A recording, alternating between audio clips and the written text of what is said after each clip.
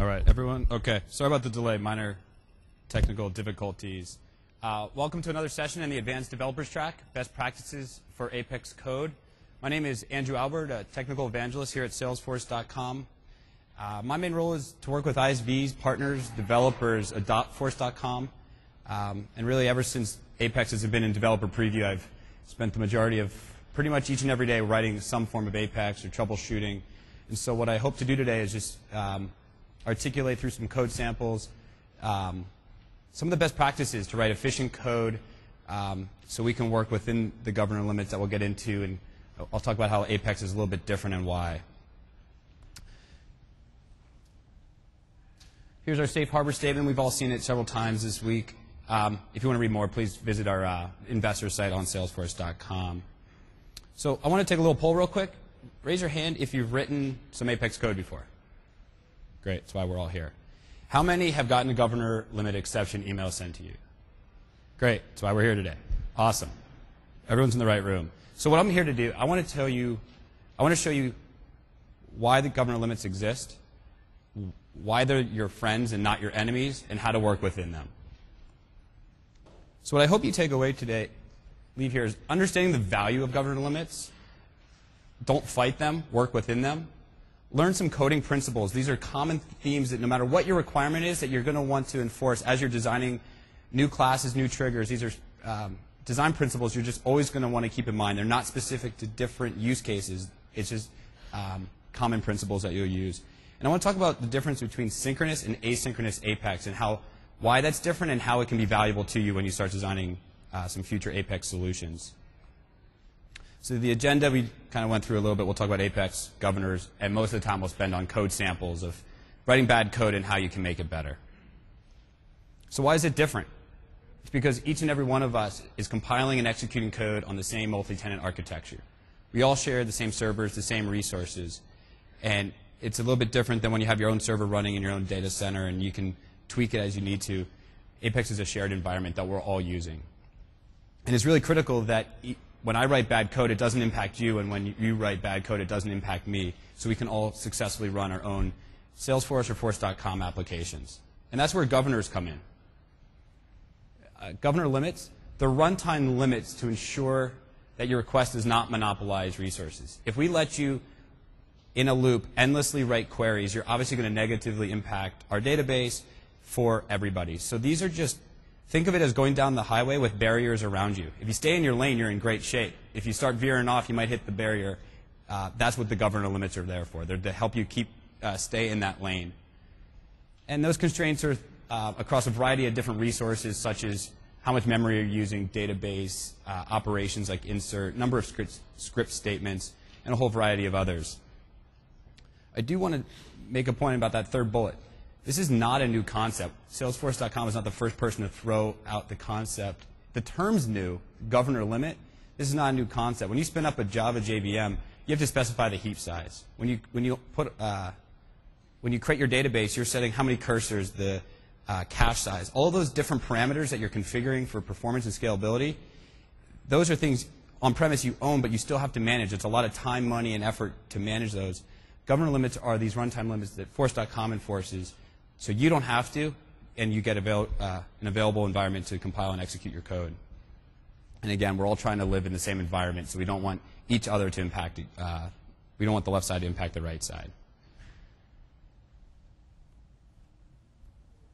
So how are they calculated? They're calculated at runtime. So your governor limits don't get initiated or calculated until your Apex request is started. So that's your Apex trigger, a web service call invokes some Apex, a Visual Force controller, things of that nature. But again, they're runtime. So the first thing we need to understand is how is that request invoked? Again, trigger, controller, Apex web service, things of that nature. Each one of those has some different limits associated. So we need to first identify what was it that invoked it. How many records initiated that request? If you're in a Visual Force page and maybe it's just one record, so one record went into that trigger or that controller. If you write a data migration and you have many records in an API call, a batch, that might be 100 records go into that. And so the number of records dynamically changes how your runtime limits are enforced. And what resources in question. So Is it number of DML operations, number of queries, how many rows I can return? So it's runtime and it's dynamic. It all depends on those three variables.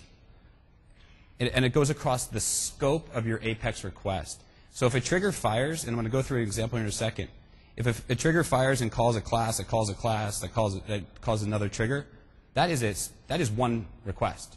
Your governor limits are shared across those. So yes, the code's in different classes, maybe even two different triggers fired. That is a synchronous request. And therefore, your limits are bound to that beginning to end of that scope. So let's take a scenario just to kind of illustrate it on the screen. In this scenario, I want to update some contacts through the API, maybe through the data loader, or through some other integration mechanism. And I'm passing in batches of contacts. So each API call, every time I say insert or update of contacts, many records are going in that call. And I have a trigger that fires on contact.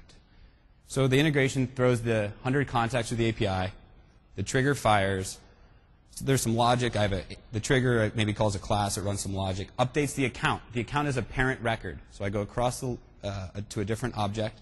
I do an update, which causes that second trigger to happen. The entry point was that first trigger. That is the runtime. The governor limits were calculated at that point in time. So they're in the context of a trigger. Let's say I did 100 contacts. And that's the scope. It's not just that first trigger. It's that whole scope. So let's take just a quick other example. This one's a little bit more intuitive with a Visualforce page and a controller, which is Apex class behind that page running the logic. And let's take the scenario of a user clicks a button and then clicks one button and waits and then clicks a second button. The Visualforce page loads. A user clicks a button. And when they click that button, a Apex method is called in that class. The logic executes, returns to the page. Now the user clicks button number 2, more Apex runs. Those are two requests. From when that user hit that button to returning back to the page is one scope. And you have limits for that execution right there. But then when they click that second button, you get a second one. A little bit more intuitive in terms of how you would expect it because it's more user interaction. But I wanted to differentiate more of a trigger-based scope and a controller scope. So really why we're all here today is to turn that frown upside down. Governors are our friends. We don't hate them. So let's look at how we can write some good code. So I'm going to go through 4 examples today. And I'm going to start off by showing you some common bad examples I see of inefficient code. It's functional, but it's inefficient, and at times, depending on volumes, will break down. And then I'll go through how you can follow some best practices to really enhance that code, solving the same problem just much more efficiently. And so the first example is the concept of bulkify triggers. I'm pretty sure bulkify is not in the dictionary, but it's a term I'm going to use a lot for the next half hour. And it's really the concept of a trigger only processing a single record. It's a bad practice I see out in the field, and it's pretty easy to identify. So I'm going to hop over to Eclipse here. I will expand this so we can all see. Let me put in some bad code here and expand it out. Can everyone see that? Okay. So I have a trigger. It's on account, and it fires before insert and update. And I purposely simplified it that all I do is concatenate a string to the account name. But what's wrong here is I have hard-coded that 0 in there. That's only going to handle the first record. And I'll show you how the impact of it. But when a trigger fires, remember it handles one or more records. It handles the batch size. So if I have an API call that sends 200 accounts into insert, trigger.new is a collection. It's an array of 200. This trigger doesn't fire once for each record. It fires once for all 200 records. And you get into that list through the trigger.new array. So if I compile this and then hop over, let me quickly fire up Firefox here. So I built some UIs to help us really see the difference between kind of bad code and good code. Just waiting for Firefox to fire up here. And so when you have that, whenever I see code with the index 0, there's a better way to do that. Doesn't mean there's more code to write. It's just there's a better way to handle that. And that way you can handle single record operations and batch operations. Because triggers will fire in the UI when that action happens, in this case, insert or update of account, or through the API. All right, so here we go. All right, so I'm going to load. For the presentation today, I built a bunch of different tabs that have some Visualforce pages to help us visually see what this code is doing. So if in here, I'm going to create 5 accounts in one Apex call. I'm going to send 5 new accounts to the controller, which is going to fire that trigger. So when I fire that, the results are outputted at the bottom. Only that first one was processed.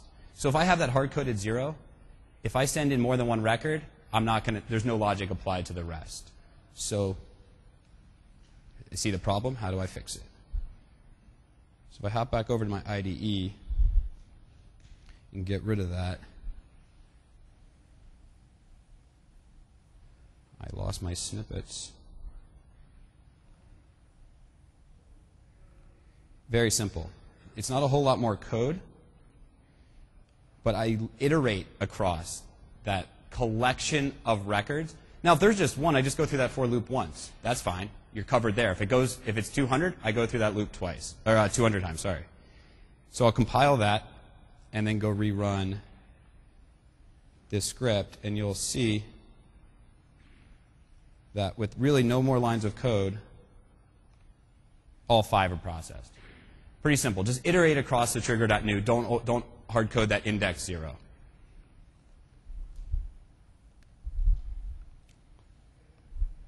So kind of already articulated, but again, iterate across it. And what you're going to do is get a trigger that is already coded to handle the API as well as the UI. You don't have to have different triggers with different logic. Design it once for all scenarios, and you'll be in good shape. So let's look at sample 2. This one covers 3 principles that I see all the time about. So how many people have gotten the too many queries exception? All right. Too many DML statements exception? All right. I'm going to show you some of the key ways to avoid that from happening.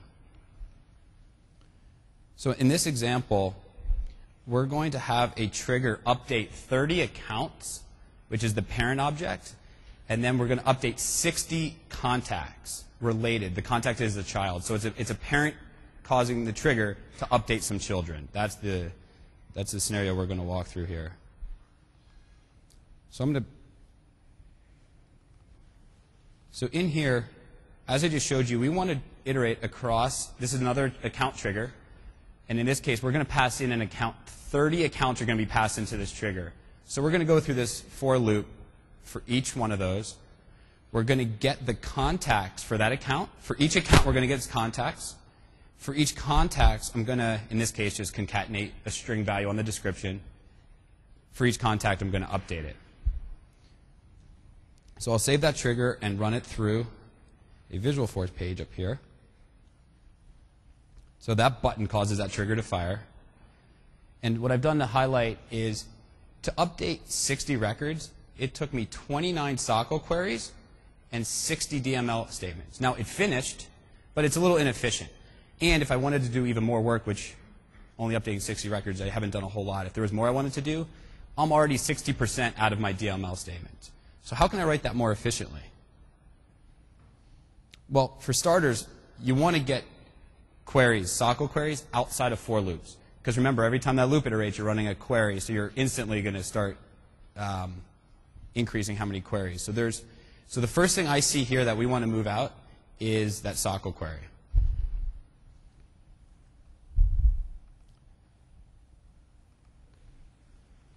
So I just refreshed my snippet, and what I've done is I no longer iterate through the account loop. I use that trigger, and there's some syntax to get all of the account values out of that trigger.new map. I can use the in clause to pass it to the where statement. So what that query is doing is get me all contacts related to the accounts of this trigger. So I now have one query instead of doing it each and every time for each account. So that helps with the queries. And then the rest is the same, where I iterate across the contacts that I retrieved and perform a DML statement. So I'll compile that code, And let's see what's improved. So the output to this one will become underneath it. Well, that should say 1. Sorry about that. But 1 query executed, not 29. So because the scalable query was moved outside the for loop, I got very efficient with my queries. But you notice I still have 60 DML statements. I haven't fixed anything with that. So I can't say it enough. Get your queries outside of for loops if and when possible. Then the next step here is we want to get those, just like with scalable queries, you want to get your DML statements out of for loops. So notice that from my first example, from my first snippet, there was a lot more loops. The queries were inside the loops. There was a lot more logic. So by writing efficient code does not mean you have to write more code. In this case, you actually write a whole lot less lines of code to do the same thing more efficiently, so it's kind of a win-win. So you still have the query outside the loop. And what I've done is, instead of updating a contact by itself, I update a collection of contacts. So I do 1 query, I process the logic, I do 1 update.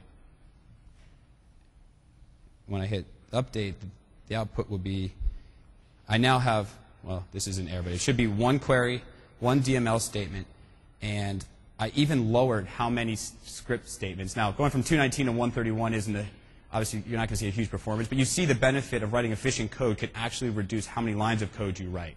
So there's benefits all across the board there.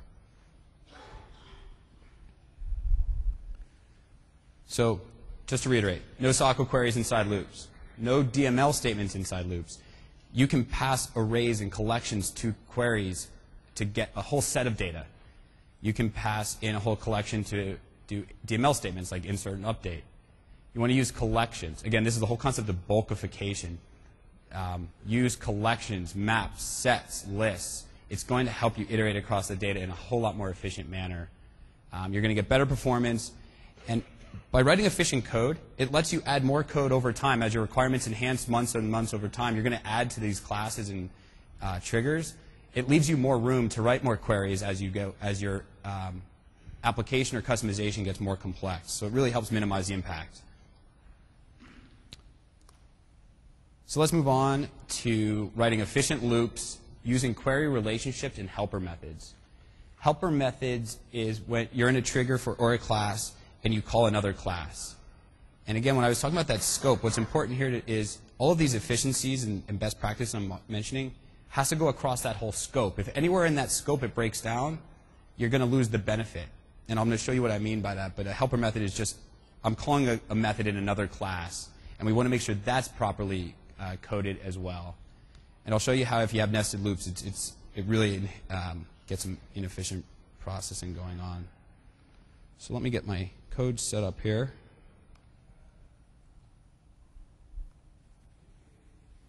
And so in this scenario, we're going to do, it's going to be a trigger and a class. And the example is I'm updating 30 accounts again. I'm updating those 60 children records, which are contacts, and I'm updating another, I think, 30 opportunities. So I'm updating 2 children records in batch. And so I have a trigger here. So what this trigger does is it iterates across the trigger.new, again, the account. And it only wants to process the records where the address changes.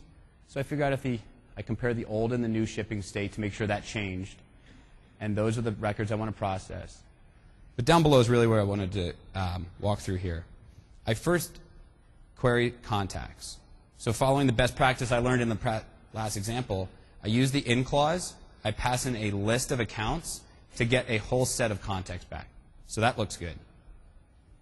Then I'm starting to see something bad here. I see a nested for loop. So for every contact, I have to find which account is its parent record. And so in this example, I have nested loops that identify that. And then within it, I call a helper method. So what do I see bad here? I have nested loops. And once I do get there, I pass a single account and a single contact to that helper method. And that's because in my Apex class, that's my signature. And so I do an update. I update every time I call that method, I do an update. So you can see how if I don't pass batches or collections or arrays or lists to that, every time I call it is a DML statement. So it kind of falls back to the bad example before. It's just not an efficient way. You want to always be passing lists, batch. You always want to be operating updates in groups. So let me run this code and show you the output. Some of those metrics. So it took 90 DML statements to update 60 contacts and 30 opportunities. So for every record I updated, it took a DML statement. That's because my helper method took only one contact, took only one opportunity, and did an update for it one at a time. So we want to get out of that. And to do that, to update 60 records, it took over 3,000 script statements. That's how many lines of Apex executed to do that. And so we're going to want to look at making both of those metrics go way down. But again, always solving the same problem. I'm not changing the requirements. So the first thing I want to do is update my trigger. I want to update. I got to get rid of those nested loops. 3,000 script statements is way too many. So I update the trigger, and the top half is pretty similar. But when we get halfway down, I now use sockle relationships. How many people have used sockle relationships? Okay. So this is the ability for me to run one query statement for the accounts, and in that query, I can also get the related contacts and opportunities. So I get the same data back, but it's one query. So you can use relationships to really simplify how many, or minimize how many queries you execute. So in there, you'll see I get account fields, I get contacts, and I get opportunities, passing in the IDs. Okay, so that helps me minimize how many queries I run. Now, if I move down below, I no longer have that nested for loop. I process the accounts, contacts, and opportunities in one loop. I don't have to iterate across them. Because by doing that relationship, all of those contacts I get, I can just do syntax to them. It's A is an account, and .contacts is all of the related contacts for a given account. And then down below, I call my helper class again. I haven't changed anything. I still pass one contact, the contact address, and then the opportunity. So it's still pretty singleton in that sense. But I do want to show you the value of getting rid of the nested loop and using relationships. So let's look at, make sure that's compiled. So click this button to run the updated code. So I haven't enhanced the number of DML statements. That's still 90. The sockle queries went down by 1, so that, some improvement there using relationships. Look at the number of script statements processed. It went from 3,100 to under 600, all by getting that nested loop out. Same logic executed, just a very different paradigm of designing it to do the mapping. So now, the last thing I want to do is show you how you can enhance your helper methods. So previously, we had this, where I pass in a single account or a single contact or a single opportunity and do an update. But as I've mentioned a bunch today, it's all about bulkification. Now I'm passing in lists and maps into these. I'm processing that list and map in a for loop, and only when I'm done do I do one single update call. So batch and bulkify your helper methods. All your methods should be. So I'll save that, and I will update my trigger.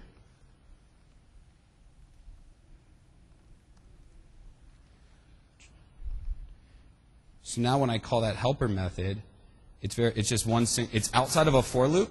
So I do not call the helper method in the for loop because I just need to pass it all the records I want for them to process at the very bottom. So I'll compile that as well. Click this button. So now DML statements, 2.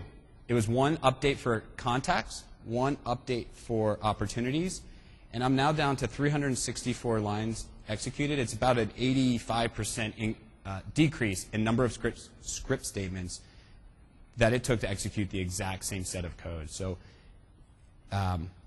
whenever you see examples of too many script statements, look at your loop control. Look at how you can make that more efficient. When you see a high number of DML statements, look at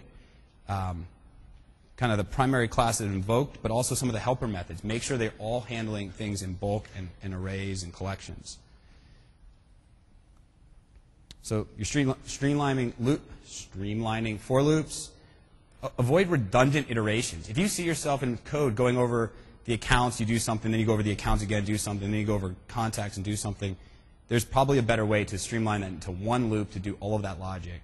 So don't redundantly go through the same loop if you can avoid it. Socket relationships really powerful. Same data is coming back, just a whole lot more efficient way to do it. You're going to execute less lines of code, and it's just going to be a minimal impact to your governor limits, leaving you more room to write more code. So everything I've talked about so far is about synchronous Apex. That means when some action, be it the API or UI, caused the Apex to fire, it synchronously finished its scope and ended. But there's a lot of ways to run asynchronous Apex. So the value of that is really to offload the processing. You can create a separate thread. You can put it on a queue on force.com and say, hey, force.com, run this method asynchronously with this data set. And you get it out of the synchronous request. So the user experience is much more efficient because they're not waiting for all that work to complete. You just queue it up and return to the user or return to the API, whatever it may be. So it enhances the user experience. You get higher governor limits when you fire an asynchronous Apex request as compared to a trigger. So if you have a ton of logic in a trigger, maybe you can look at it and move a third of it, half of it, two-thirds of it to an asynchronous request. So you're going to get higher limits. You can write more code on the asynchronous request. And that user who fired the trigger doesn't have to wait for all of it to finish. So what we're going to talk about in a minute here is using the @future annotation. It's a keyword that you can prepend to a method in Apex that tells Apex to run it asynchronously. So that's how you make an asynchronous request, is just using that annotation in front of a method.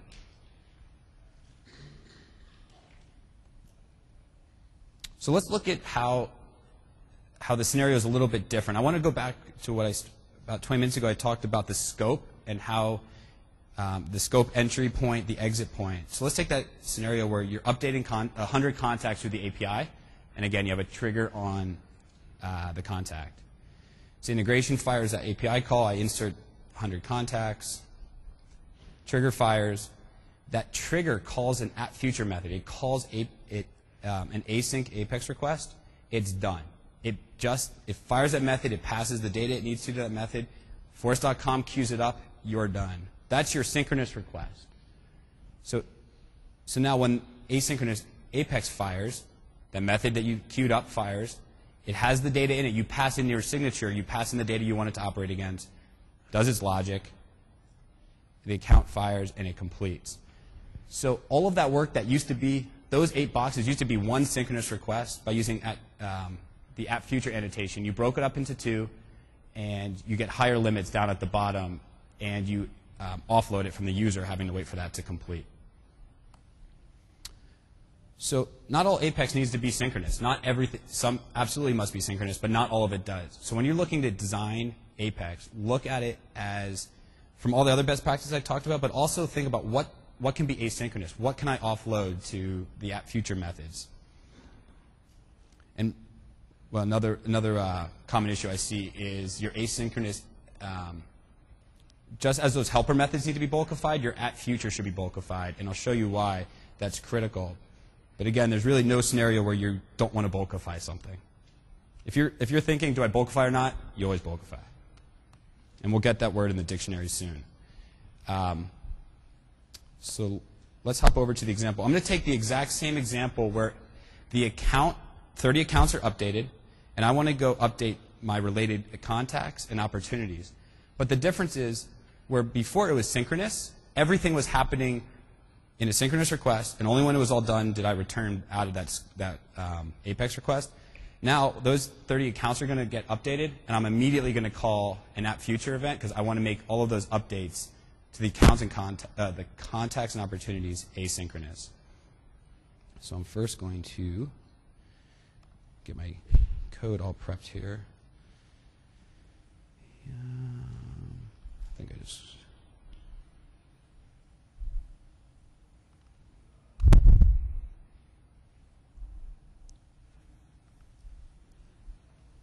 Okay. All right. So this code looks eerily similar to something we just went through, where the accounts fire, I use SOCL relationships to get the accounts, contacts, and opportunities. So that looks good. I don't have my nested loop. I process the accounts. And for each contact, I call an asynchronous method, and I pass it the contact ID and the account. So again, back to kind of that singleton method, where I pass one record at a time into these helper methods. And if I look at my class async address sync, you see the app future. So to write something in async doesn't take a whole lot of effort. You just put the app future in front of it. And that tells us at force.com to run it asynchronously. But there's still some principles to follow within there. In here, for every contact, for every time this method's called, I get one contact and the state. I update a field on the contact, and I update it. So each time this method's called, I do one update. I do one query and one update. And then I do the same thing for opportunities. So let's look what happens.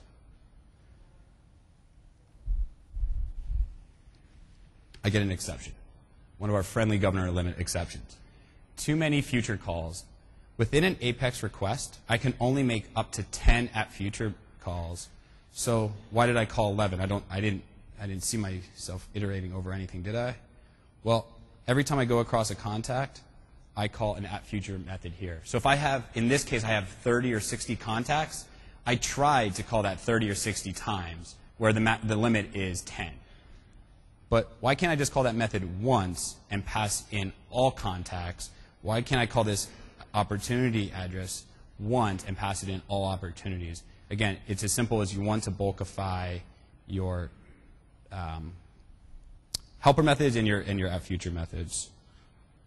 So let me async class. So what I just did is, again, now instead of a single contact, I pass in a list of contacts, a list of account IDs, something with my, I see a compilation error. But so app future makes it asynchronous. I pass in lists. I iterate across those lists, and only once I update all contacts. Same goes for the opportunities, same paradigm. I get all my opportunities. I iterate across them and do the update. And I'm just trying to see.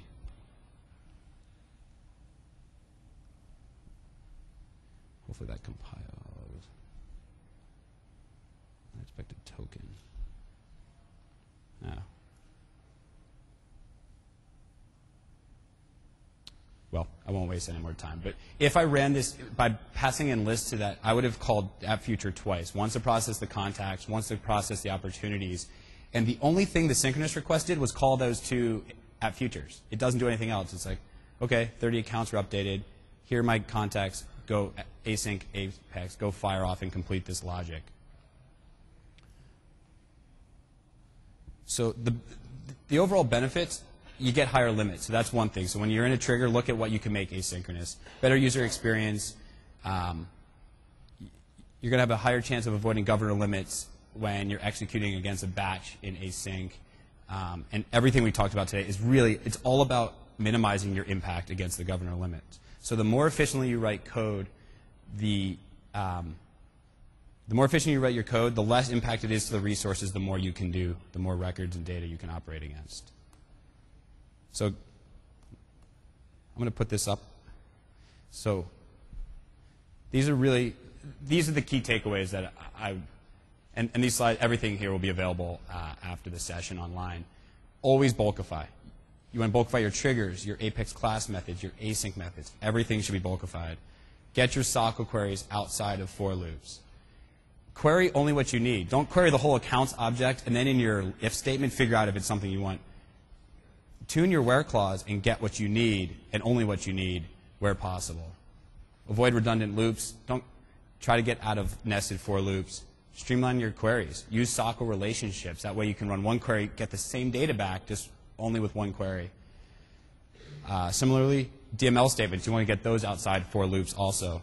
You can still update all of X contacts, just do it in one update, not X updates. Use collections. That comes back to bulkification. Sets, lists, maps. Always be doing things in groups. When you're designing it, compare what do I need to be synchronous, what can I move to asynchronous. So definitely use the app future where possible. It has a lot of value, and it gives you the higher limits that you're going to want. And so the last piece I haven't talked about, but it was kind of implicitly shown in my Visualforce pages, where it said how many queries were fired out of how many. Apex has these limit methods that in your Apex, you can either write debug messages or output them to the UI where you're kind of in developer mode. It can tell you how many, for each resource, for each governor limit, how many you've used out of how many you can use. So since it's a runtime and it's a dynamic calculation, you can use these limits in your code to help you troubleshoot why did this Visualforce page take so long to load. Well, using the limits, you can see, well, the page had 72 queries in it, for example. And so really use these limits in terms of debugging and understanding how much work is your Apex doing. So before we wrap up, additional resources. There's a couple articles out on Developer Force. Again, these will be hyperlinks once we post these slides. But there's a governor limits article. Really articulates, for multi-tenant architecture of the scale, we have to have governor limits. And they're really important, but we want to live within them. So it talks about the value of governor limits. A lot of these best practices, there's code samples out in this article. So always reference that. And then everything Apex related is under the Apex Technical Library on Developer Force. These are just some other sessions I thought might be valuable to the audience. You can see them on the board, but you can meet the platform development team tomorrow morning if you're around. And of course, please see us over at the force.com zone. All slides are available on the Dreamforce website at Developer Force. Definitely session feedback. We'd love to hear your feedback so we can enhance these. So at our CloudForce events, at next year's Dreamforce, on our tech talks online, we want this to be useful for you. So please, your feedback, positive and negative, is really worthwhile so we can get you the best sessions you guys want. And so I'll open it up to questions. Is there a mic? I don't think so. Well, I'll have people raise their hand. I'm going to leave this up here just so you can kind of look at them. And I'm going to open up to questions. Yes?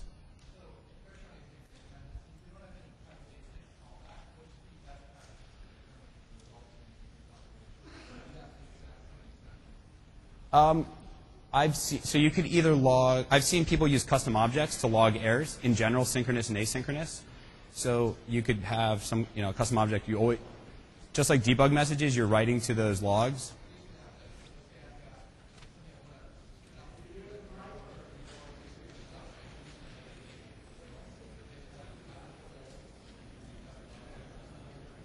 Yeah.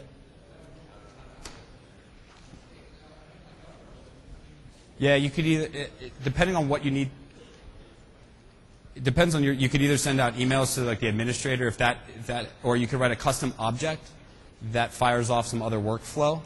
The custom object is kind of like a logging object. It's not a part of your application. It's part of your integration and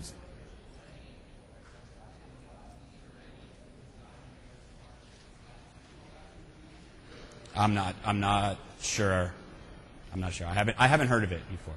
So I don't have any definitive answer for that. Yes, sir?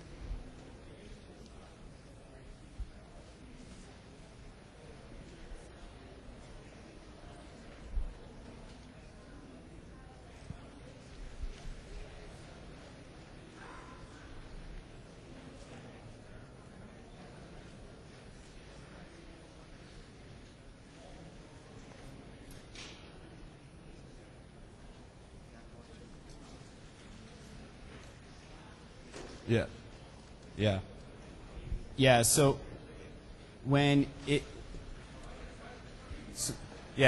so the question is a trigger calls async Apex.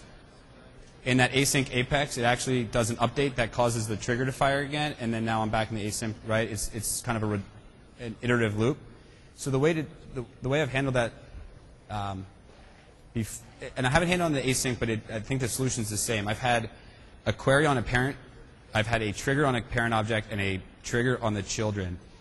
And each trigger handles the other case. So if I do So one update causes the other update to happen, but this one doesn't really need to happen. The logic's already been applied. I use a class in between, and I just have a Boolean, like has trigger 1 run, or has first trigger run. You set it to false. When that trigger runs, you set it to true. And because that async is the same synchronous request, that next piece can see that Boolean toggle from false to true. So create a class, create a static Boolean that one side maintains and the other side reads. And that way you can say, well, if this is true or if this is false, don't do this. If you have a static variable, it's just like class name dot variable, if class name dot variable equals false. Yeah. So you can use a Boolean in some intermediary class.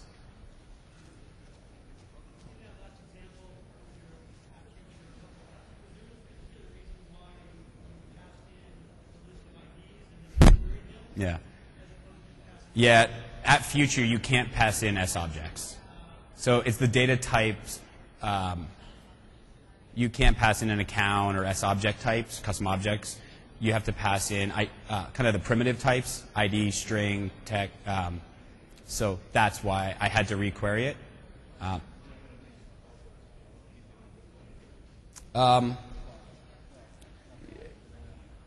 In some sense, yes, but it's a whole separate request. So all of the work you've done leading up to that is completely differentiated. So you get a whole net new runtime set of limits. So I do agree with what you're saying, but you're still in better shape. And yes, I wish I could pass in S objects. But that's why I did that. Okay, yeah. Yep.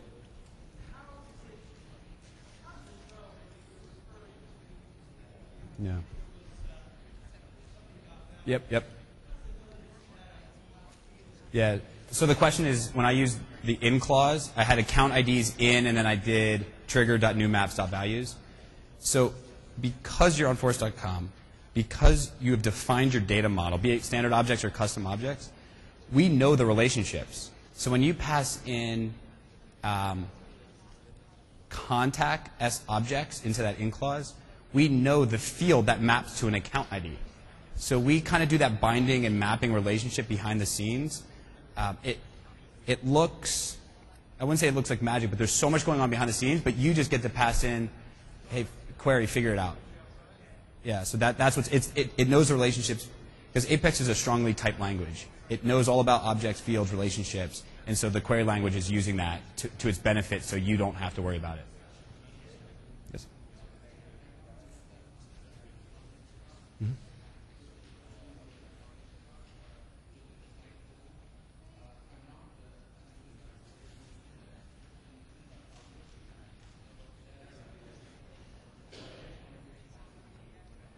Yep.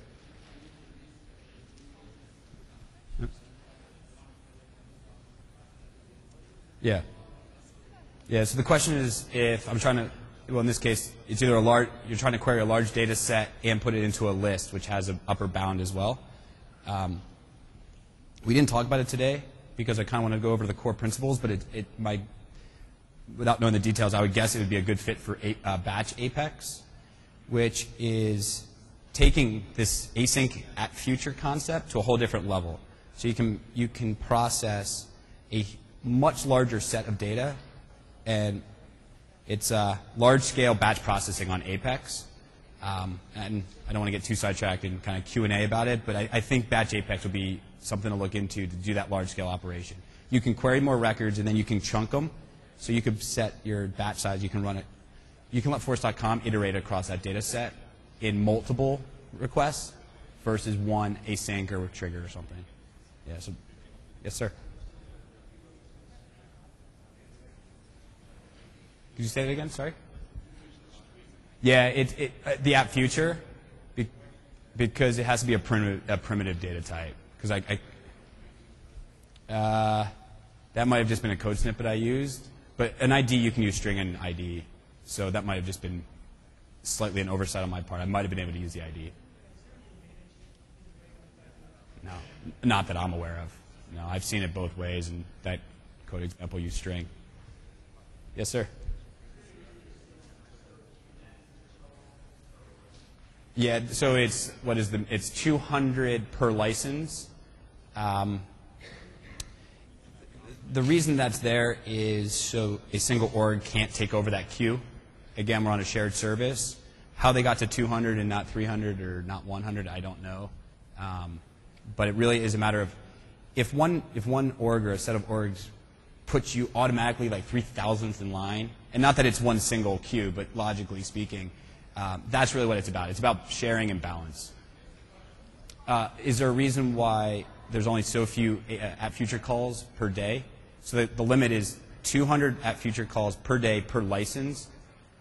So it is a per license calculation. And I was just saying, I don't know how they got to the 200, from 100 to 300, but it's all about sharing. If some org could put in, 50,000 at-futures without impact, then you would be somewhere in that mix, and you would be impacted too. So it's about the sharing the resources. Yes, sir.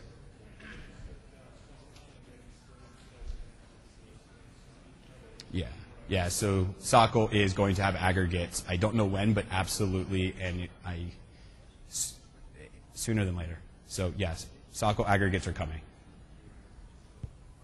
Yes, sir.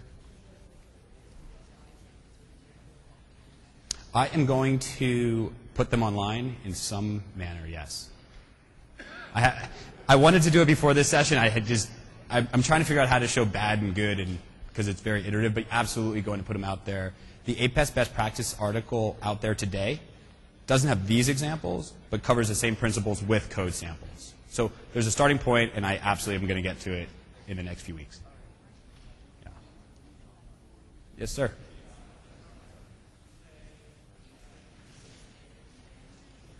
Not sure I can hear you. There is a mic if possible. Thank you.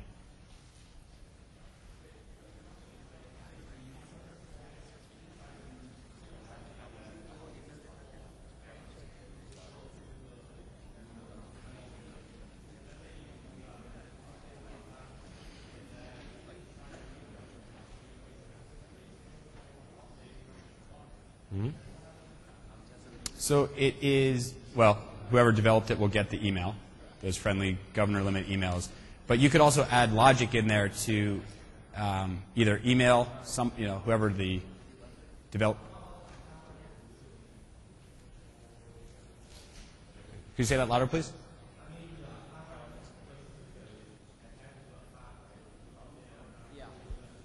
The account completes. Because that is a synchronous request. The account is done. If there is a failure in the async, they're completely separate at this point. There's a little Apex run in here. That completes. And the async runs. If that has an error, write it to a log, a custom object record, or send an email template of some sorts out. You separate them, yeah. And that's why I understand not everything can be asynchronous. There's definitely some synchronous transactions and processing you have to have. But always at least ask yourself, can this be asynchronous when you're designing Apex? Hi. I had a quick question regarding email capabilities, dealing with those kind of governance and any suggestions you might have for approaching those types of implementations. Meaning how many emails you can send a day? Well, is it better to queue them up like similar to like the collections that you were using and have like a batch process, or is it better for them to filter in or out? The way the limit's calculated, not really, because you get a number of emails per day. So if you send one at a time or 100 at a time, it's the cumulative. It's not how many times you call send, it's how many emails you send, which is a little bit different than what I was talking about. So I don't think that design matters as much. Okay. Yeah. All right, thanks. Yep. Yes, sir.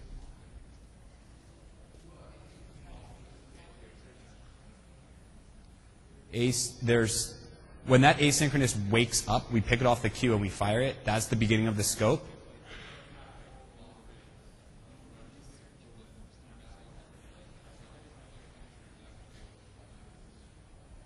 I'm not sure I follow. When that async wakes up, whatever it's doing is when async wakes up, that itself is a synchronous request.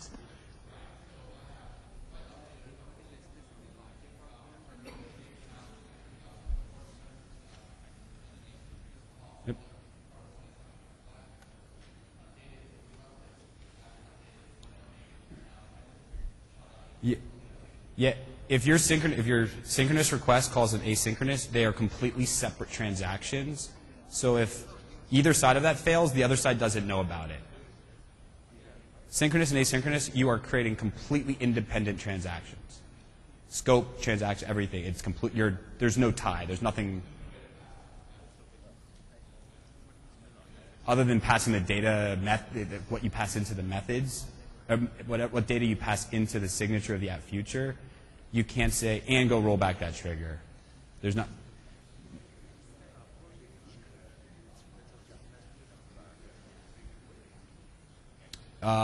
You won't be able to create one transaction that covers both sync and async.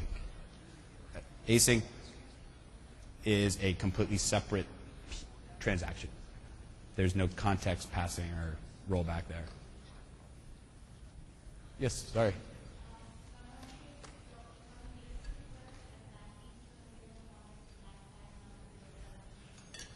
Nope.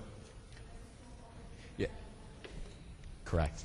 Yeah. So when a synchronous process calls an async, that queues up that request. But when that future method, we pull it off and we start executing, that gets a new scope, and everything within that is then considered synchronous. Yeah. You can't call @future from @future. You'll see that friendly error message if you try. Okay? No one?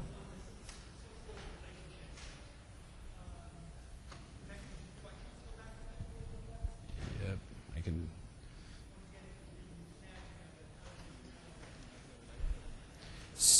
Let me see if I can find that. That was trigger.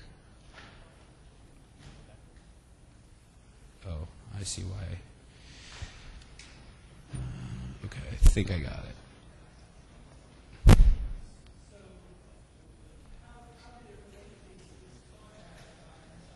Yes, let me. So, yep. So this query is a from account, and I get the related contacts and the related opportunities within that relationship. So what I get back is a list of accounts. Now within each account, that relationship's nested. And so to get that nested contacts out of it, you go to the account and then you do the name of the child relationship, which in this case is contacts, and that's a list. So if I wanted to, I could do something. This would be valid too.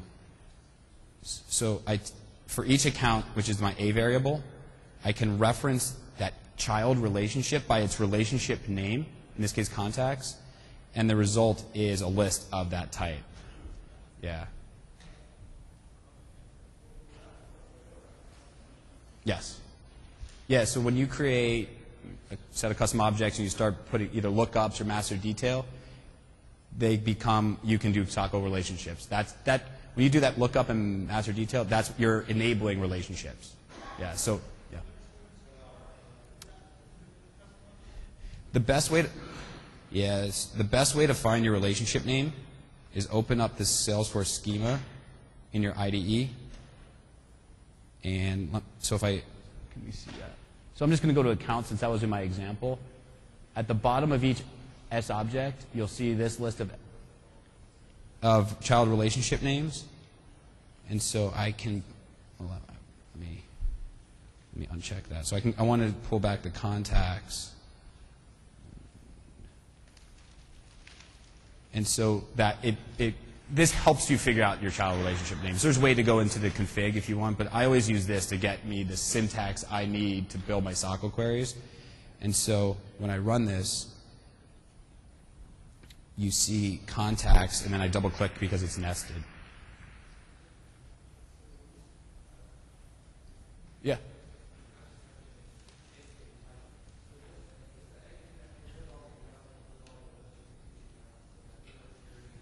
Yep.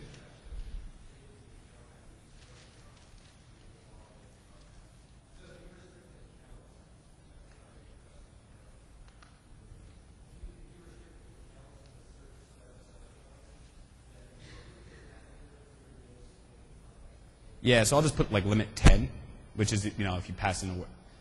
It pulls back just 10 and only the contacts related to those 10, yes. It knows what it knows what top level object was pulled back to get its related field, or whatever is part of the inner select statement.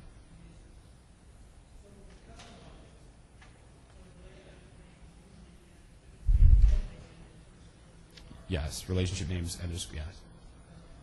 Yeah, so there's a difference between child relationships and relationship names. Let me see if I have a good example of that. Well,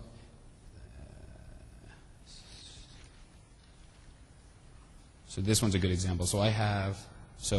Yes, you are right. So I have an account plan custom object and an account plan detailed child object.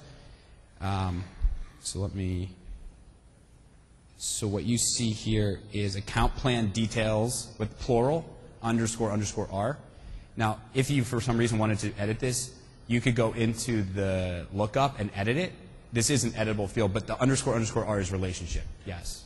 __c is custom field, custom object, r is relationship. Yes.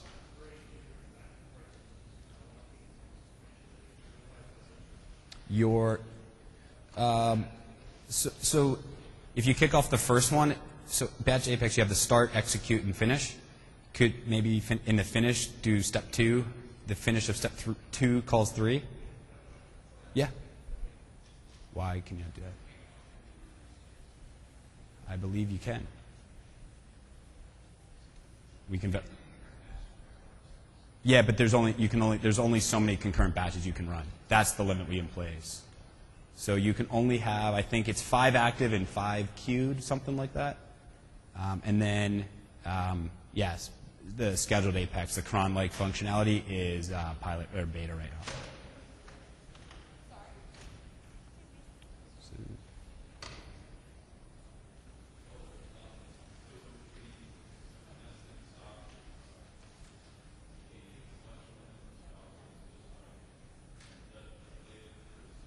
The top. So I did a from account with contacts and opportunities. In this case, it would be the account that needs to be under 1,000. Yeah. One thing to note when you do the relationships, if I get 5 accounts and a total of like 50 contacts in the relationship, that counts as 55 DML rows pulled. So all rows pulled back in that relationship do count against your total. So it helps you with the number of queries you run, but it's still number of rows is the same. Yeah, please, the mic.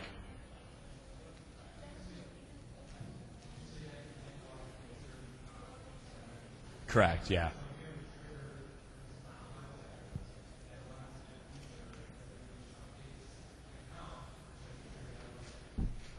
You need to use, I would use a class, not a class with a static variable that is set, the async sets it so the trigger knows don't call that again.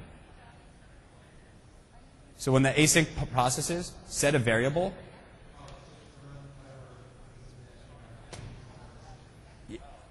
To make sure that when it calls that trigger knows, hey, this variable is true or false. Don't call the app future again. It looks like people are coming in. We might get... Yeah, I just got the wave to cut it off. But I will be outside if you want to continue on.